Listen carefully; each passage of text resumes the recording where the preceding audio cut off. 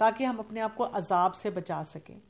تو جیسے ہی انسان تقویٰ کے معیار کو بڑھانا شروع کر دیتا ہے اپنی زندگی میں، تو اس سے کیا ہوتا ہے، انسان بہت سے غموں سے، مشکلات سے نجات پا جاتا ہے۔ اور پھر وہی بات ہے کہ جو قرآن اور حدیث سے ہمیں فارمولا ملتا ہے کہ اللہ تعالیٰ وہاں سے انسان کی مدد کرتا ہے جہاں سے اس کا وہم و گمان بھی نہیں ہوتا۔ آپ بہت سے لوگوں کو دیکھیں گے کہ وہ آپ کو ایسی بات کہیں گے کہ ہم نے کبھی سوچا بھی نہیں تھا کہ ہمارا بچہ کسی بہت اچھی یونیورسٹی سے پڑھ سکتا ہے، بہت اچھے معاملات اس کے ہو سکتے ہیں، لیکن سبحان اللہ اتنے تھوڑے ریسورسز میں بھی اللہ تعالیٰ نے ہمیں توفیق دی کہ ہم نے بہت سے ایسے معاملات کو سمیٹ لیا۔ اور اسی طرح آپ دیکھیں نا کہ قرآن پاک میں سورہ ابراہیم کی آیت نمبر 7 میں جو آتا ہے، لَإِن شَكَرْتُمْ لَأَزِيدَنَّكُمْ، اگر تم شکر کرو گے تو میں لازماً تمہیں اور زیادہ دوں گا۔ یعنی مشکلات کے ساتھ شکوے شکایت اور پریشان رہنے اور ڈپریشن کا مریض بننے سے زیادہ ہمیں کس بات پہ توجہ دینی ہوگی، وہ یہ ہے کہ ہم اللہ کا شکر ادا کرتے رہیں۔ ہم کہیں کہ الحمدللہ ہم ابھی بھی بہت سو سے بہت بہتر ہیں۔ یعنی اس طرح سے ہم اپنے معاملات کو لے کے چلیں۔ تو پہلا کیا تھا، ہم نے استغفار کی کثرت کرنی ہے۔ دوسرا امپورٹنٹ فارمولا کیا ہے، ہم نے تقویٰ کو اختیار کرنا ہے، اللہ تعالیٰ کے قرب کو حاصل کرنا ہے، اپنی زندگی پہ نظر ڈالنی ہے کہ میری زندگی میں ایسے معاملات نہ ہو رہے ہوں۔ وہ جو بندشوں کی ہم بات کرتے ہیں نا کہ فلاں کوئی جلتا ہوگا اور وہ کسی جگہ سے ہمارے لیے بندش لگا رہا ہے، سب سے بڑی بندش تو ہمارے اپنے اعمال ہو جاتے ہیں اس کے راستے میں، یا ہم کوئی نہ کوئی ایسا گناہ کر رہے ہوتے ہیں جس پہ ہم نظر ہی نہیں ڈالتے، تو اس سے گناہوں سے اپنے آپ کو بچانے کی ضرورت ہے۔ تیسرا اہم کام جس پہ میں نے تھوڑا سا پہلے بھی ذکر کیا تھا، اللہ تعالیٰ پہ توکل کرنا۔ اب یہ توکل کیا ہے کہ ہمارے دل کے اندر یہ پورا یقین ہو، یہ فرم کنوکشن ہمارے پاس ہو، ہمارا بھروسہ اپنے رب پر ہے۔ جیسے کہ رسول اللہ صلی اللہ علیہ وسلم نے ارشاد فرمایا، اگر تم اللہ تعالیٰ پر اسی طرح بھروسہ کرو جیسا کہ اس پر بھروسہ کرنے کا حق ہے، تو تمہیں اسی طرح رزق دیا جائے گا جس طرح پرندوں کو رزق دیا جاتا ہے۔ صبح وہ خالی پیٹ نکلتے ہیں اور شام کو پیٹ بھر کر واپس لوٹتے ہیں۔ یعنی ان کے پاس کوئی بیگ نہیں ہے، کوئی سیو نہیں ہے، کوئی ATM کارڈ نہیں ہے، کوئی کریڈٹ کارڈ نہیں ہے، لیکن کیا ہے، پیٹ ان کا بھرا ہوا ہے۔ تو وہاں پر یہی بات یاد رکھنی ہے کہ توکل کیا ہوگا، جیسے پرندوں کی مثال دی گئی نا، پرندے یہ تو نہیں کرتے کہ بیٹھے رہیں، کتنی لمبی لمبی فلائٹس ہیں، کتنی کوششیں ہیں ان کی، وہ نکلتے ہیں، وہ اپنا کام پورا کرتے ہیں، لیکن ان کے اندر یہ فکر فاقہ نہیں ہوتا کہ پتہ نہیں ہمیں کھانا ملے گا کہ نہیں ملے گا۔ اللہ تعالیٰ جب ان کو شام کو لوٹاتا ہے تو دے آر ویری سیٹسفائیڈ، ان کو سب کچھ مل چکا ہوتا ہے جو ان کی ضرورت ہے۔ تو ہمیں بھی اپنے آپ کو یہ بتانا ہے کہ اگر میں نے اتنی زیادہ کوششیں کی ہیں اور اس کے مقابلے میں مجھے کم مل رہا ہے تو میری اتنی ضرورت تھی، اسی لیے اللہ تعالیٰ نے وہاں پہ فل سٹاپ لگا لیا۔ مجھے بھی اگر کبھی خیال آئے کہ اوہ میری جیب میں آج پیسے کم ہیں، تو میں پھر اپنے آپ کو بتاتی ہوں اللہ تعالیٰ نے مجھ سے اس لیے روک لیے کہ شاید میں نے اوور سپینڈ کر دینے تھے، میں نے کہیں بیکار اس کو ضائع کر دینا تھا۔ میں کہتی ہوں اللہ تیرا شکر ہے پیسے ہی نہیں تھے اتنے زیادہ، تاکہ پھر مجھے فکر کرنی پڑتی کہ میں اس کو خرچ کہاں پر کروں۔ جیسے صحابہ کرام ہیں، آپ دیکھیں کہ انہوں نے بھی توکل جو اللہ تعالیٰ پہ کیا، لیکن وہ اپنے زمانے کے بہت بڑے بزنس مین تھے، یعنی ان کے بڑے بڑے قافلے جاتے تھے اور ان کے بزنس ایتھکس بڑے سٹرونگ تھے۔ بلکہ اگر آپ جیسے سیرت کو پڑھتے ہیں تو ہم یہ دیکھتے ہیں اسی بزنس کو کرتے کرتے انہوں نے دین کو بھی پھیلایا اپنے ان ایتھکس اور ویلیو سسٹم کے ذریعے۔ اور یہ توکل کی جگہ کہاں ہوتی ہے، تقویٰ کی جگہ بھی دل میں ہوتی ہے، توکل کی جگہ بھی دل میں ہوتی ہے، جب انسان اس بات پر بالکل فوکس ہو جاتا ہے کہ جو کچھ دینا ہے میرے رب نے دینا ہے۔ اسی طرح ایک اور بھی اہم کام کرنے کا ہے، جب ہم چاہتے ہیں کہ ہمارے رزق میں برکت بھی آئے، رزق ہمارا بڑھ بھی جائے، تو ہمیں اپنی پرائرٹیز کو صحیح سیٹ کرنا ہے۔ کچھ لوگ کیا کرتے ہیں، رزق کی تلاش میں اور رزق کے اوپر کام کرنے کے لیے جو اللہ تعالیٰ کی عبادت کرنے کے جو معیار ہے یا کرنے کا وقت ہے یا کام ہے اس کو چھوڑ دیتے ہیں۔ مثلا نمازیں چھوڑ دیں، نمازوں پہ کمپرومائز کیا۔ وہ واقعہ یاد کریں جو ایک شخص تھا جو اول صف میں نماز پڑھتا تھا اور اس کے پاس 1-2 بکریاں تھیں، اور اس نے رسول اللہ صلی اللہ علیہ وسلم سے دعا کے لیے کہا کہ تاکہ میرا کاروبار بڑھے۔ آپ صلی اللہ علیہ وسلم ریلکٹنٹ تھے، نہیں کرنا چاہتے تھے ایسی دعا، لیکن اس نے جب بہت انسسٹ کیا تو پھر کیا ہوا، اس کا وہ جو مویشی تھے وہ بڑھنا شروع ہوئے، پھر پہلے تو آہستہ آہستہ وہ پچھلی صفوں میں آنا شروع ہوا، پھر لیٹ آنا شروع ہوا، پھر اس نے کہا کہ میرا کاروبار اتنا بڑھ گیا کہ اس نے جہاں پہ وہ ہوتا تھا وہیں نماز پڑھنی شروع کر دی، اور پھر آہستہ آہستہ اس کی نمازیں بھی چھٹنا شروع ہو گئی۔ تو ہمیں اس بات کی طرف خاص توجہ دینے کی ضرورت ہے۔ ہم نے کیا کرنا ہے کہ اپنے رب کی عبادت میں رہنا ہے، اچھا اس کا یہ مطلب نہیں ہے کہ جو کرنے والے کام ہے آپ چھوڑ دیں، مثلاً اگر کوئی کالج یونیورسٹی جاتا ہے وہ چھوڑ دے، یا کوئی بزنس ٹرپ ہے وہ چھوڑ دے، یا بزنس کا کام دیکھنا ہے وہ چھوڑ دے، لیکن اس دوران میں وہ کام کرتے ہوئے، وہ معاملات کرتے ہوئے ہمیں یہ پتہ ہونا چاہیے کہ جب حی علی الصلاح حی علی الفلاح کی آواز آ گئی، 5 دفعہ تو آ رہی ہے نا، تو ہم اس ٹائم پہ اپنے دل کو اور اپنے دماغ کو اور جسم کو اللہ کی عبادت میں مصروف کرتے ہیں. جیسے کہ رسول اللہ صلی اللہ علیہ وسلم نے ارشاد فرمایا تھا نا، ان تعبد اللہ کأنک تراہ، اللہ تعالیٰ کی عبادت اس طرح کرو گویا تم اسے دیکھ رہے ہو. اور پھر کیا کہا، فَإِن لَّمْ تَكُن تَرَاهُ فَإِنَّهُ يَرَاكَ، اگر تم اسے نہیں دیکھ رہے تو وہ تو تمہیں دیکھ ہی رہا ہے. تو انٹیگریٹ کرنا، یعنی ہم اپنے اذکار نہ بھولیں، ہم اپنے قرآن مجید کی تلاوت نہ بھولیں، بلکہ آپ جب سلف صالحین کے بارے میں پڑھتے ہیں تو ان کے بارے میں یہ آتا ہے کہ جب وہ اپنے کاموں میں بہت مصروف تھے اور ان کو لگتا تھا کہ وقت نہیں مل رہا، تو وہ کیا کرتے تھے، قرآن مجید کی تلاوت بڑھا دیتے تھے. اللہ اکبر، دیکھیں نا کتنی بڑی بات ہے. ہم تو یہ سوچ بھی نہیں سکتے. ہم پہلا کام یہ کرتے ہیں، بچوں کے امتحان آئے، ہم قاری صاحب کی چھٹی، قرآن کی کلاس کی چھٹی.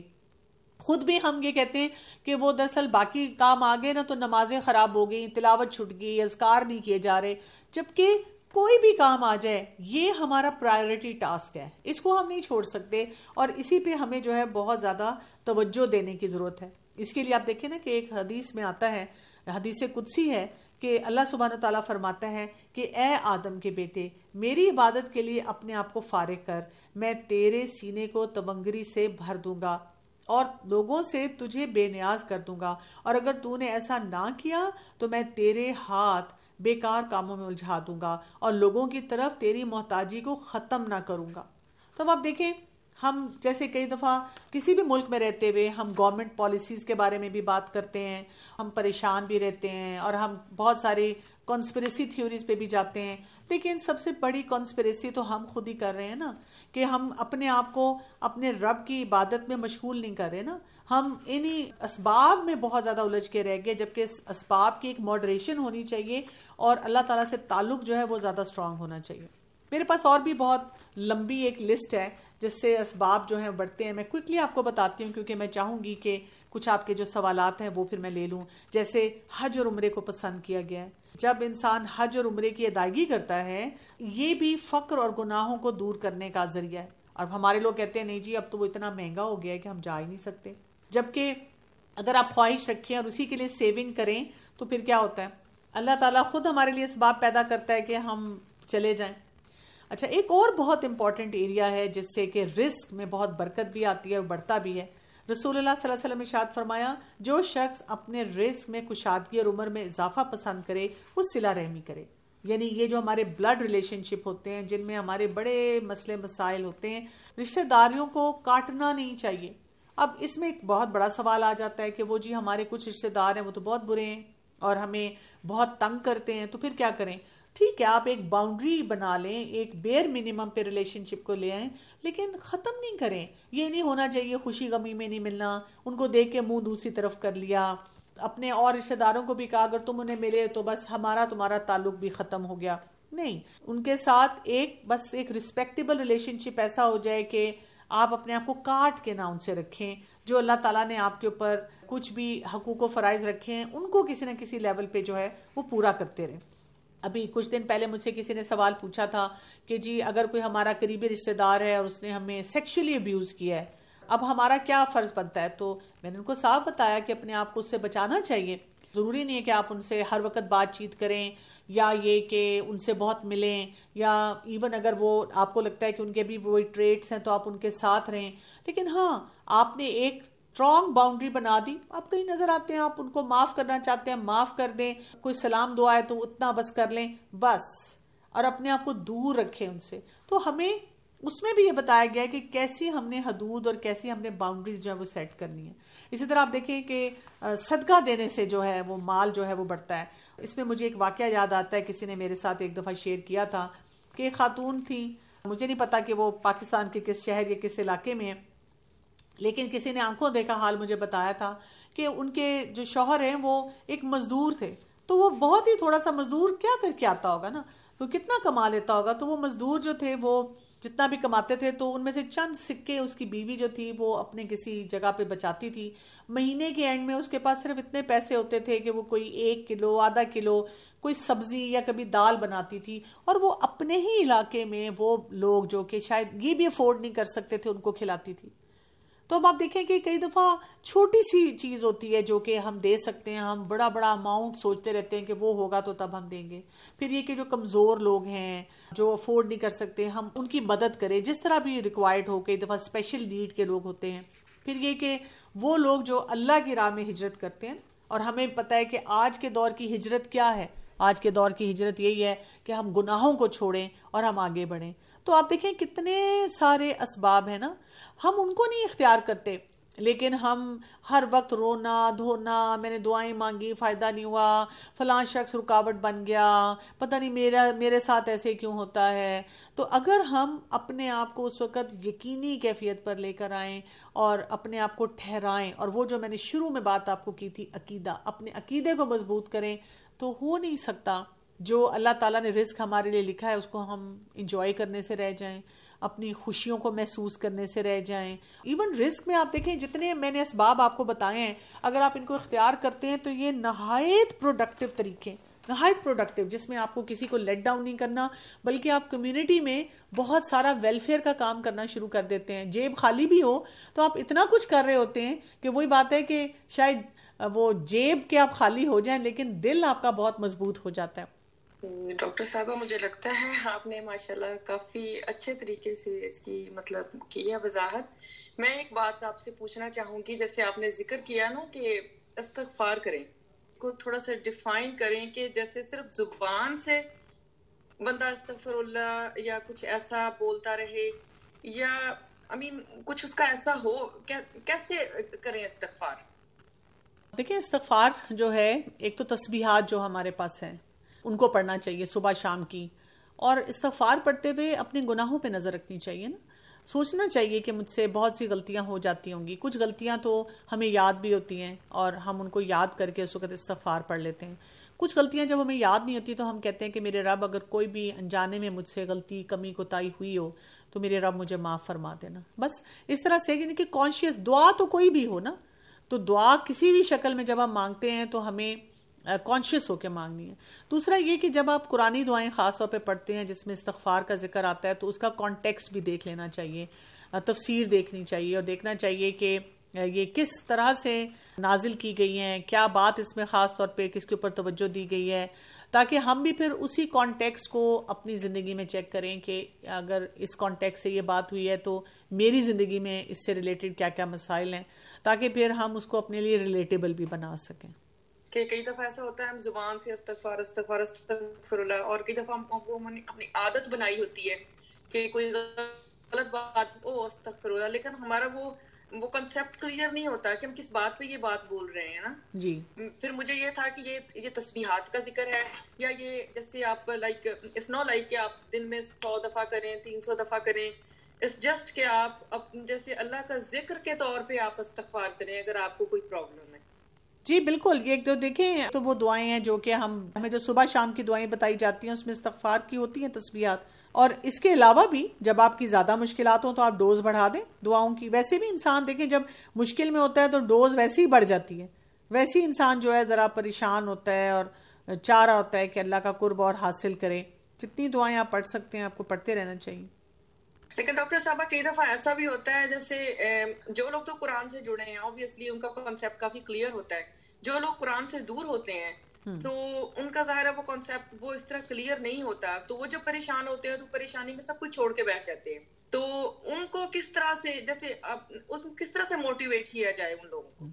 اچھا, یہ آپ نے بہت اہم سوال کیا ہے, کیونکہ میں نے خود بھی یہ دیکھا ہے کہ جب لوگ جیسے اسپیشلی اگر وہ قرآن سے آلریڈی دور ہیں, اب ان کی زندگی میں جب مشکلات آتی ہیں تو وہ اور زیادہ پریشان ہو جاتے ہیں. اور اگر ان کو ایسے موقع پہ کہا جائے کہ آپ آئیں قرآن کی مجلس میں آئیں قرآن پڑھیں, زیادہ تر لوگوں کا میں نے یہ دیکھا ہے کہ وہ آلریڈی بڑے بٹر ہو چکے ہوتے ہیں دین کے معاملے میں, اور ان کا شکایتی رویہ بہت زیادہ ہوتا ہے کہ مجھے کچھ بھی نہیں ملا, کیا حاصل ہوا, مثلا انہوں نے کچھ وظیفے پڑھے ہیں اس سے ان کو کچھ نہیں ملا.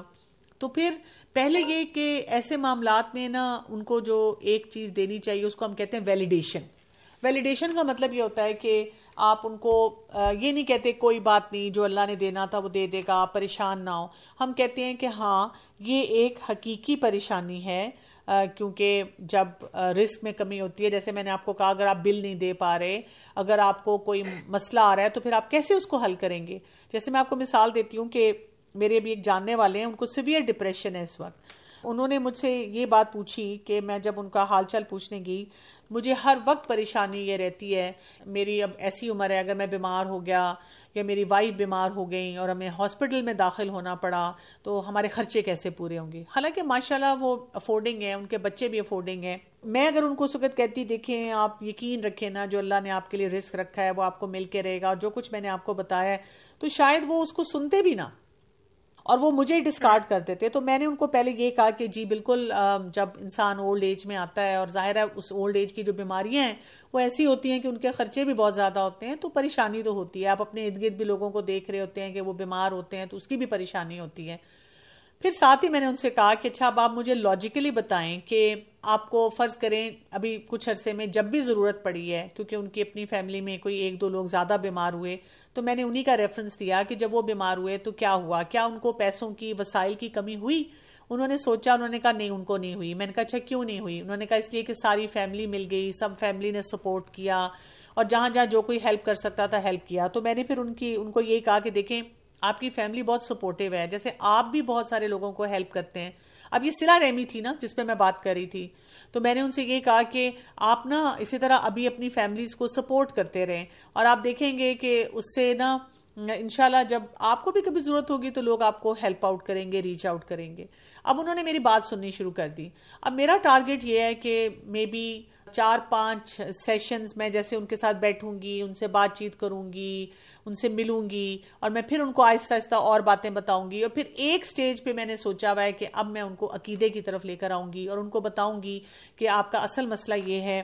کیونکہ اس عمر میں یا کسی بھی عمر میں بیسیکلی، لیکن اس عمر میں خاص طور پہ ایک ہی بات آپ کو بھروسہ دے سکتی ہے کہ میرے رب نے جو میرا رزق رکھا ہے وہ مجھے مل کے رہے گا. کیونکہ آپ دیکھیں جب آپ ینگ ہوتے ہیں نا تو آپ اپنی صلاحیتوں پہ بڑا وہ کرتے ہیں نا کہ بھئی I am young, I can make any thing happen. اور جیسے جیسے اولڈ ایج ہوتی ہے پھر آپ کو لگتا ہے کہ اب مجھ سے تو اتنا کام نہیں ہوتا، میں تو ریٹائر ہو گیا ہوں، اب میرے خرچے کیسے پورے ہوں گے، کیا میں بچوں کے آگے ہاتھ پھیلاؤں گا. اب یہاں پر ان کو پھر آہستہ آہستہ سکھانا ہوتا ہے. تو ہم چاہ رہے ہوتے ہیں کہ ان ون ڈوز ہم سارا کام کر لیں اور بس فوراً کسی کو کچھ بھی بول دیں. تو ایسے نہیں ہوتا، طریقے سے پھر آہستہ آہستہ ان لوگوں کو جو ہے وہ سکھانا ہوتا ہے. السلام علیکم ڈاکٹر صاحبہ. وعلیکم السلام. ڈاکٹر صاحب ہمارے ہاں اکثر یہ معمول ہے کہ جب بھی کوئی پریشانی آتی ہے، کوئی مسئلہ ہوتا ہے تو فوراً لوگوں کو بلا کر، آپ نے بھی نوٹس کیا ہوگا کہ آیت کریمہ کا ورد کروایا جاتا ہے. گناہ ہمارے ہوتے ہیں، غلطیاں ہماری ہوتی ہیں، ٹھیک ہے، پریشانی ہماری ہوتی ہے، لیکن ہم لوگوں کو بلا کر گھر میں بٹھا لیتے ہیں. پلیز تھوڑی سی روشنی ڈالیں کہ کس طرح لوگوں کو اس طرف لایا جائے کہ وہ خود استغفار کریں، اور اس کے لیے وہ کیا کریں کہ یہ کہ مناسب طریقہ نہیں ہے.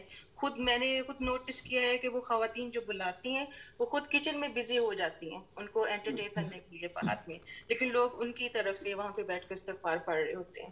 تو اس پہ پلیز تھوڑی سی روشنی ضرور ڈالیے.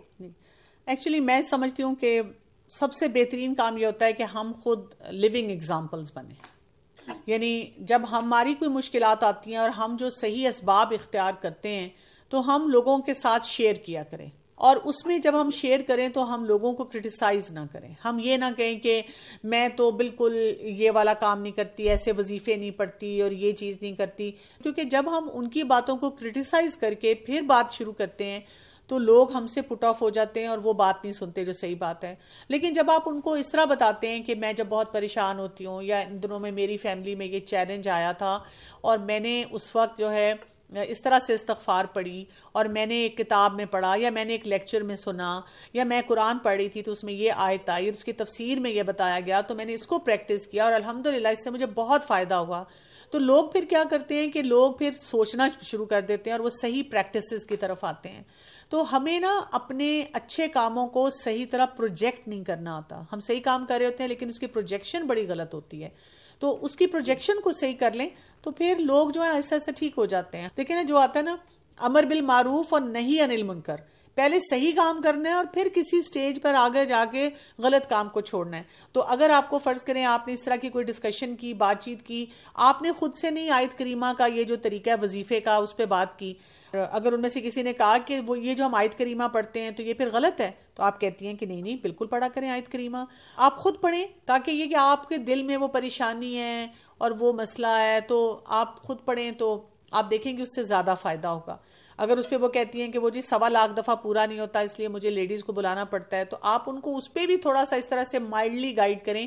ایک تو ان کو کہیں کہ گنتی جو ہے وہ تو جتنا بھی پڑھ لیں نا، یہ تو آیت کریمہ ہے، ان کو وہ حدیث آپ دکھائیں. اور دوسرا آپ ان کو کہہ سکتی ہیں کہ آپ کچھ دن لے لیں، آرام آرام سے پڑھتی رہیں، تاکہ آپ کا جو وہی بات ہے کہ یہ کام ہے یہ آسانی سے ہو جائے. کیونکہ دیکھیں جتنا ہم اپنے مسائل کو صحیح طرح سمجھتے ہیں اور کوئی نہیں سمجھ سکتا، تو ہمیں اس معاملے میں ان کو بڑے طریقے سے، وہی بات ہے کہ سنگل سیشن میں نہیں ہم کوئی بھی یعنی رزلٹ حاصل کر سکتے، آہستہ آہستہ لوگوں کو اس طرف لانا ہوتا ہے، ان کے تھاٹ پروسیس کو چینج کرنا ہوتا ہے. ایک سوال اور میرے پاس آیا ہوا ہے، how do we set boundaries with extended family who you don't get on with, especially if they have hurt you in the past. There is a hadith that a Muslim is not bitten twice from the same hole. جی میں نے یہی بات کہی تھی کہ ہمارے دو رویے ہوتے ہیں، یا ہم بالکل صلہ رحمی کی جب بات کرتے ہیں تو لوگوں سے کٹ جاتے ہیں، یا دوسرا رویہ ہمارے پاس ہمیشہ یہ ہوتا ہے کہ ہم دوبارہ سے ان کو اپنے آپ کو مس یوز کرنے دیتے ہیں، ڈور میٹ بن جاتے ہیں. یہ دونوں رویے درست نہیں ہوتے، نہ ہم نے کٹنا ہوتا ہے لیکن اپنی باؤنڈری سیٹ کرنی ہوتی ہے. اور باؤنڈری سیٹ کرنے میں یہی ہوتا ہے ہمیں پتہ ہو کہ وہ ہمیں کس کس طرح سے مس یوز کرتے ہیں.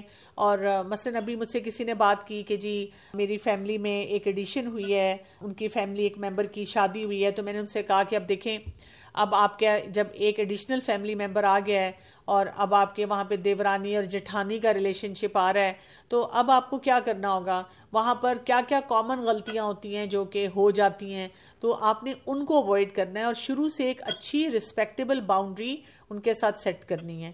تو انہوں نے کہا ہاں یہ تو میں نے سوچا ہی نہیں. تو میں نے کہا بالکل آپ کو سوچنا چاہیے، تاکہ آپ ارد گرد آپ دیکھیں کہ کیسی مثالیں ہیں جن میں جہاں لوگ جو ہیں پھر اپنے لیے مشکلات پیدا کرتے ہیں اس ریلیشن شپ میں، تو وہ کام آپ نے نہیں کرنے. تو لڑکیاں شادی کے بعد بھی یہی کرتی ہیں کہ پہلے اوور فرینڈلی ہوتی ہیں سسرال والوں سے، پھر ان سے بالکل کٹ آف ہو جاتی ہیں. یہ بھی نہیں کرنا چاہیے. بس ایک کیلکولیٹڈ طریقے سے پہلے اپنا ریلیشن شپ بنانا چاہیے، پھر آگے اس کو فردر ڈیفائن کرنا چاہیے. جی السلام علیکم ورحمۃ اللہ وبرکاتہ. وعلیکم میں السلام. پہلے بھی آپ کا سیشن سنتی رہتی ہوں. میری بیٹی ہے 14 ایئرز اولڈ، تو وہ آج کل بڑا تنگ کر رہی ہے. کوئی مجھے بات نہیں کرنے دیتی، میری کوئی بات سنتی نہیں. پہلے قرآن پاک کی کلاسز بھی لیتی تھی، اب وہ بھی نہیں لیتی، ٹائم نہیں ہے. نماز کی بھی پابندی نہیں ہے، اور میرے سے تو بہت ہی کہتی ہے بس آپ دور ہو جاؤ دور ہو جاؤ. سمجھ نہیں آتی کیا کروں. آج آپ کو سمجھ آ جانی چاہیے نا آپ کو کیا کیا کرنا ہے. استغفار کی کثرت کرنی ہے، دعائیں بہت زیادہ کرنی ہیں، پھر یہ کہ اپنے بیہیویئرز کو. اللہ کا شکر ہے بہت کرتی ہوں، تہجد بھی اللہ کا شکر ہے بس کرتی رہے. خاص طور پہ دعائیں سجدوں میں اس کے لیے دعائیں مانگتی ہوں اللہ سے، رو کے لیے اللہ اس کو پتہ نہیں کیوں کیا ہو گیا. کچھ بھی نہیں ہوا آپ کی بیٹی کو. میں آپ کو بتاتی ہوں 14 سال میں یہ بالکل نارمل بیہیویئر ہوتا ہے. اور آج کل کے بچے کیونکہ ان کے پاس سکرینز ہوتی ہیں اور ماحول میں بہت زیادہ مسئلے مسائل ہیں، تو پتہ نہیں کیا نہیں ہوا. 14 سال میں جوانی آ رہی ہے. جوانی جب آتی ہے تو اسی طرح سے ایک طوفانی طور طریقہ ہوتا ہے، اس میں جو ہے ہمیں اپنے آپ کو ٹھہراؤ کے ساتھ لے کر چلنا ہوتا ہے. تو جب ہم ٹھہراؤ کے ساتھ لے کر چلتے ہیں تو مسئلے مسائل حل ہونا شروع ہو جاتے ہیں. یہ نہیں کہنا چاہیے کہ پتہ نہیں کیا ہو گیا. آپ کو پتہ ہے مجھے کوئی بھی کہتا ہے تو میں کہتی ہوں جوان بچے سے آپ اور کیا ایکسپیکٹ کریں گے، جوان بچے ایسے ہی ہوتے ہیں. تو اب آپ کو اسباب بھی اختیار کرنے ہیں نا. اسباب کیا ہیں؟ آپ دعا کر رہی ہیں، آپ استغفار کی کثرت کر رہی ہیں، آپ قرآن سے ہیلپ لے رہی ہیں، آپ دیکھ رہی ہیں کہ کون کون سے رویے درست نہیں ہیں. اب آپ اسباب کیا ہیں اس وقت کہ آپ پڑھیں کہ 14 سال کے بچے کا ایک نارمل بیہیویئر کیا ہوتا ہے، ان کے کیا کیا مسئلے مسائل ہوتے ہیں، ان مسئلے مسائل کو کیسے حل کیا جاتا ہے، ان سے ریلیشن شپ کیسے بلڈ کیا جاتا ہے. آپ کو اس سلسلے میں میرے بھی بہت سے لیکچرز مل جائیں گے، آپ کو اور بھی ایکسپرٹس کے مل جائیں گے، بکس مل جائیں گی، ریڈنگ مٹیریل مل جائے گا. آپ ان اسباب کو اختیار کریں اور اس کے ساتھ اس طرح سے اپنے معاملات کو درست کریں. کیونکہ ہم بہت زیادہ لیکچرز دیتے ہیں نا، اگر آپ اس کے سامنے جا کر بھی بار بار یہ کہہ رہی ہیں پتہ نہیں کیا ہو گیا، پتہ نہیں تم ایسی نہیں تھی، تو وہ تو اریٹیٹ ہوگی. تو آپ کو یہ دیکھنا ہے کہ اس سے جسے کہتے ہیں نا گھی اب سیدھی انگلیوں سے نہیں نکلنے والا، اب آپ کو انگلیاں ٹیڑھی کرنے کا طریقہ آنا چاہیے. تو وہ اسباب کو اختیار کریں اور باقی اللہ پہ بھروسہ رکھیں، انشاءاللہ اللہ تعالیٰ اس میں سے نکالیں گے آپ کو۔ اچھا، بات یہ ہے کہ ابھی میں بس صرف ایک کامنٹ کرنا چاہ رہی ہوں، وہ یہ کہ میں ٹین ایجرز کے ساتھ، یوتھ کے ساتھ بھی کام کرتی ہوں، اور اسپیشلی بوتھ لڑکوں اور لڑکیوں کے ساتھ، تو ہمارے بچوں کا واقعی یہ مسئلہ ہے، اور اس میں دیکھیں ماحول نے بہت اثر کیا ہے نا جی، تو بعض اوقات ہمیں پتہ نہیں ہوتا کہ ہم نے اس پرابلم کو ٹیکل کیسے کرنا ہے، تو ہم ہر وقت کہتے ہیں بس ابھی اسکول سے آئے تو نماز پڑھ لو، نماز پڑھ لو۔ ایک دفعہ کہہ دیں، ایک دفعہ بیٹھ کے ایک ویک کا پلان بنا دیں، اس ویک میں ہم سب ظہر اتنے ٹائم پہ پڑھیں گے، ظہر اور عصر تو ہوتی نہیں، آج کل تو مغرب بھی اسکول میں ہو جاتی ہے، تو اس طرح کے بس ایک دفعہ کہہ دیں، اور پھر دن کے آخر میں کہ آج کس کی نماز رہ گئی، کیوں نہیں پڑھی، وجہ کیا ہوئی، بس وجہ جاننے کی کوشش کریں، بیٹا کیا مشکل تھی، why this is happen, we did decide، آپ بتاؤ کس ٹائم پہ ہم نماز پڑھیں گے۔ تو استاذہ جی اصل مسئلے ہمارے یہ ہیں کہ ہمیں نہیں پتہ کہ پرابلمس کو ٹیکل کیسے کرنا ہے۔ الحمدللہ دعائیں بہت اثر رکھتی ہیں، لیکن اس کے ساتھ ساتھ جو فزیکل ایکشنز ہیں وہ بھی بہت زیادہ ضروری ہیں۔ صرف ایک ماں کا مسئلہ نہیں ہے، بہت ساری ماؤں کا مسئلہ ہے، تو اس طرح کے کورسز، آپ کے کورس سے بہت فائدہ ہوگا، لیکن یہ کہ ہمیں اپنے آپ کو چینج کرنا ہے، پھر بچوں نے چینج ہونا ہے، بس یہ میں کامنٹ دینا چاہتی ہوں۔ جی بالکل، جزاک اللہ خیر۔ یہی میں نے بات کی کہ ہمیں اسباب کو اختیار کرنا ہے، اور اسباب جو بھی مسئلہ ہوتا ہے اس سے ریلیونٹ ہوتے ہیں۔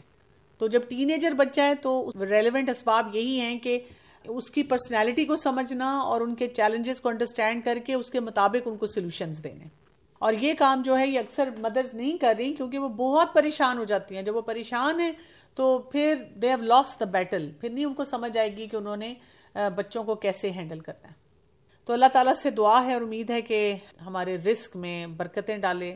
دنیا ہمیں ہر وقت ڈراتی رہتی ہے کہ یہ ختم ہو جائے گا، یہ نہیں ملے گا، یہاں پہ یہ مشکل ہے، وہ مشکل ہے، لیکن ہم اپنے رب پہ بھروسہ کرتے ہوئے یہ سوچیں کہ میرے رب نے جو رزق میرے لیے رکھا ہے وہ مجھے مل کے رہے گا، اور جو رزق کو حاصل کرنے کے اسباب ہیں ہم ان پہ توجہ دیں اور اپنی زندگی کو اس لیے بہتر بنائیں، اس رزق کو بھی بہتر بنائیں، تاکہ یہ کہ ہماری آخرت سنورے۔ ہمارے لیے دنیا میں رزق اس لیے نہیں ہے کہ ہم دنیا کو گل و گلزار بنائیں، ہمیں جو یہ رزق چاہیے ہے کس لیے چاہیے ہے کہ ہم اپنے رب کی اطاعت بہترین طور پہ کر سکیں، ہمارے اوپر ایسی مشکلات نہ ہوں کہ ہم اس جیسے وہ جو دعا رسول اللہ صلی اللہ علیہ وسلم پڑھا کرتے تھے نا، اللہم انی اعوذ بک من الکفر والفقر، کفر کو اور فقر کو اکٹھا رکھا گیا، کیونکہ جب اسباب کی کمی ہو جاتی ہے، رزق میں کمی آتی ہے، تو انسان کئی دفعہ بہت مشکلات میں آ جاتا ہے، اس کا دین ایمان خطرے میں پڑ جاتا ہے۔ تو ہم یہ چاہتے ہیں کہ اللہ تعالیٰ ہمیں ایسا رزق دے کہ ہمارا دین اور ایمان خطرے میں نہ پڑے، اور ہم بہترین طور پہ اپنے رب کی جو ہے وہ اطاعت کر سکیں۔ سبحانک اللہم و بحمدک، اشہد ان لا الہ الا انت، استغفرک و اتوب الیک۔ السلام علیکم ورحمۃ اللہ وبرکاتہ۔